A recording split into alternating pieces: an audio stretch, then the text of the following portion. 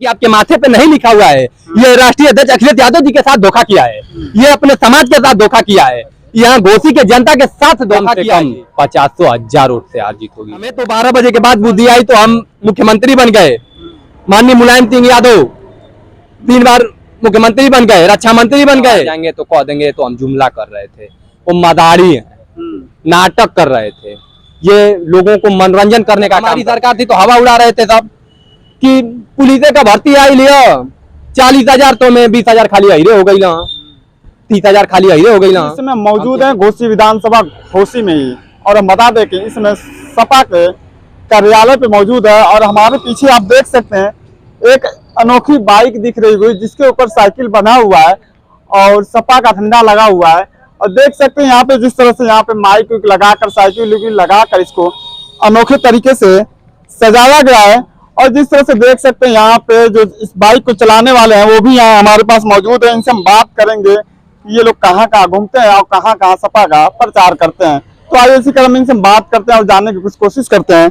पहले तो हमारे चैनल में आपका स्वागत है। आपको भी बहुत बहुत धन्यवाद। ये आपकी बाइक है? हाँ सर, हमारी। क्या सोच के आपने साइकिल झंडा आपने इस पे प्रचार करने के लिए बनाए। और प्रचार कब से ये प्रचार आप कर रहे हैं? साल भर हो गया। आप दोनों लोग प्रचार, आपका नाम? जी, मेरा नाम अखिलेश यादव। ये कब से आप लोग प्रचार करते हैं? हाँ, 1 साल हो गया। क्या सोच के आपने ये झंडा और साइकिल बांध के प्रचार कर? ये झंडा और साइकिल बहुत बड़ी चीज नहीं है। हम लोग अगर चट्टान भी बांधना पर हम समाजवादी लोग हैं, चट्टान को बांध के हम लोग चला देंगे। और क्या सोच के चट्टान बांधेंगे? और साइकिल तो बांधे ही हुए हैं पहले ही से। अब हम लोग कोई रीजन तो होना चाहिए चट्टान बांधने के लिए। अब हम लोग ओट की चट्टान बांधेंगे। हाँ, ओट की चट्टान बांधेंगे जी। क्या लग रहा है ओट बहक रहा था क्या? ओट की चट्टान बांधेंगे? अब किसी कारण बहका था तभी तो हम सत्ता में नहीं आए, और कुछ परसेंट वोट की वजह से ओनली 3.5 लाख वोट से हम लोग पीछे रह गए थे। लेकिन अब की बार 2024 में इनको हार का करारा जवाब हम लोग देंगे। किसको हार का करारा जवाब? भारतीय जनता पार्टी को। यहाँ से दारा चौहान आ चुके हैं, क्योंकि इसके पहले देखा जाए तो उन्होंने सपा का दामन थामा हुआ था और साइकिल पे सवार थे। यही सपा के लोग उनको कंधे पे लेके ढोने का काम कर रहे थे और आज इनके विरोध में बात कर रहे हैं। क्या कहेंगे? देखिए, ये समाजवादी सीट है और उनको कंधे पे कौन ढो रहा था? सपा वाले ही ढो रहे थे। इसके पहले आपको मोतियाबिंद हो गया है। नहीं, पहले इसके पहले जब चुनाव हुआ था, जब सपा में शामिल हुए तो सपा नहीं पाए। आप इस चीज को देख ही नहीं पाए। यहाँ घोसी की जनता को राष्ट्रीय अध्यक्ष अखिलेश यादव जी को मुख्यमंत्री बनाना था, इस वजह से दारा सिंह चौहान को यहाँ से चुनाव जिताए लोग। तो ऐसे लोगों की पार्टी लेती है जब जानते हैं दल बदलू पहले ही से, तो फिर पार्टी क्यों लेती है अपने पार्टी में ऐसे लोग को? अब ये पहले बताइए कि आपके माथे पे लिखा हुआ है कि आप यहाँ से जाने के बाद डिबेट लेंगे, डिबेट चलाएंगे कि नहीं चलाएंगे? इसके पहले भी वो कई पार्टी बदल चुके थे, ये तो पता था ही। इसके पहले पार्टी इसी पार्टी से गए थे, इसी पार्टी से वो गए थे दूसरे पार्टी में। तो हम लोगों को ऐसा लगा कि हो सके कि जब गया आते पिछड़े लोगों को उसमें सम्मान कतई नहीं होता है। और उन्होंने कहा भी था, आया तो उन्होंने कहा था कि पिछले समाज का ये भारतीय जनता पार्टी में सम्मान नहीं है, इस वजह से हम लोग यहाँ आए हैं। और आने के बाद माननीय राष्ट्रीय अध्यक्ष अखिलेश यादव जी ने इस पे भरोसा जताया, यहाँ की जनता इस पे भरोसा जताई, इसको विधायक 5 साल के लिए बनाई।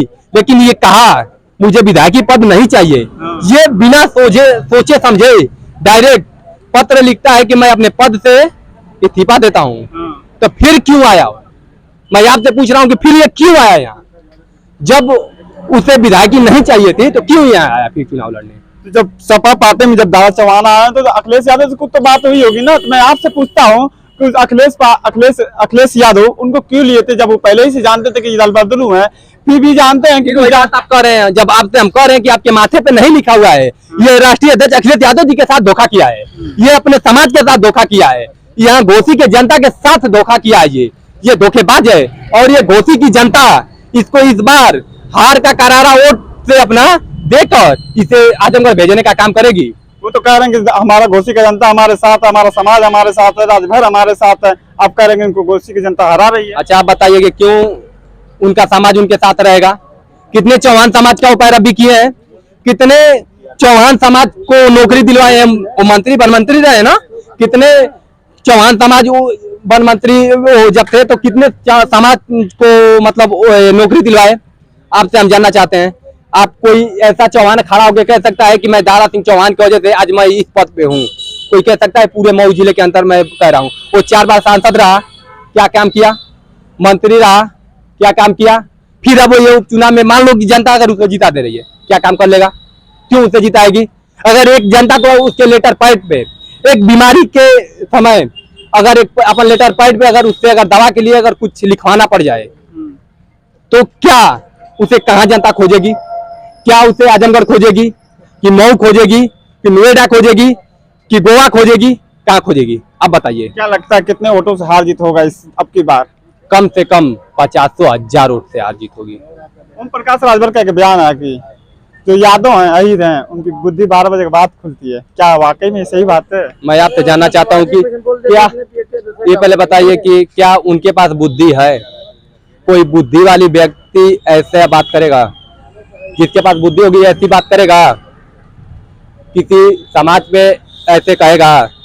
हम उससे पूछ रहे हैं कि हमें तो 12 बजे के बाद बुद्धि आई तो हम मुख्यमंत्री बन गए। माननीय मुलायम सिंह यादव 3 बार मुख्यमंत्री बन गए, रक्षा मंत्री बन गए। तुम्हारी तो बुद्धियां रह के तुम कुछ नहीं बन पा रहे हो। क्यों नहीं बन पा रहे हो? इसी बड़बोले के कारण, ये जनता का जो तुम सौदा कर रहे हो अपने, इसी कारण।